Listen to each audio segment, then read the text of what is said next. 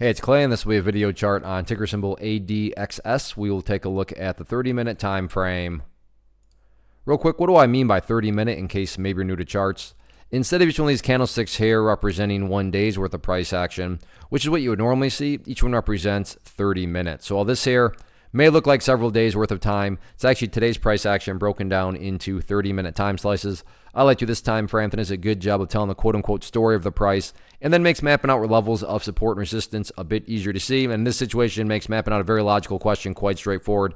That question revolves around the fact that today the price made a very nice bounce. And when you factor in where the price was at the lows on the day, and then all of a sudden where it ultimately closed, any rational person would say, yeah, the price certainly did make a nice bounce on the day. But that does lead to the valid question now of, but is there any sort of true power behind this price movement? Is there any sort of genuine strength?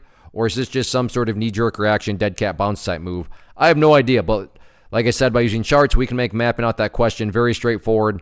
And in my mind, it all revolves around a single area, and that area is down here at 24 cents. Why is 24 cents important? Well, hopefully we can agree on the logic that price movements with true power, with genuine strength, the price is going to progress forward. The price is not going to go back to where it was. So with that in mind, think about 24 cents.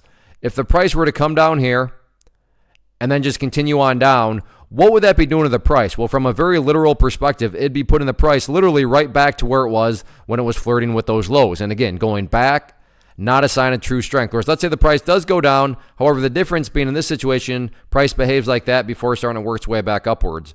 What would you have in this situation? Well, now all of a sudden you'd have a set of lows right there.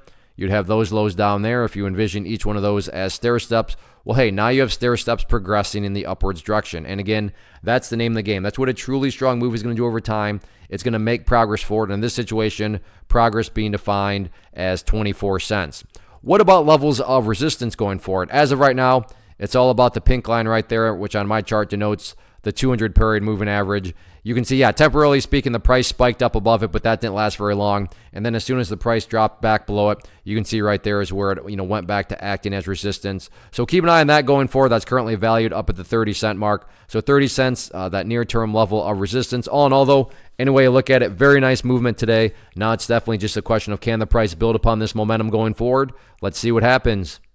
One of the biggest questions that I get is, hey Clay, how do you find the stocks that you trade? So what I've done is put together a free resource guide where I talk about the tools that I use to locate stocks that I find interesting and think may have potential. So if that sounds like something that could add value to you as a trader, then click on the image that is up on the screen right now and I will email you the guide. The guide itself is very short and to the point, and best part, it's completely free.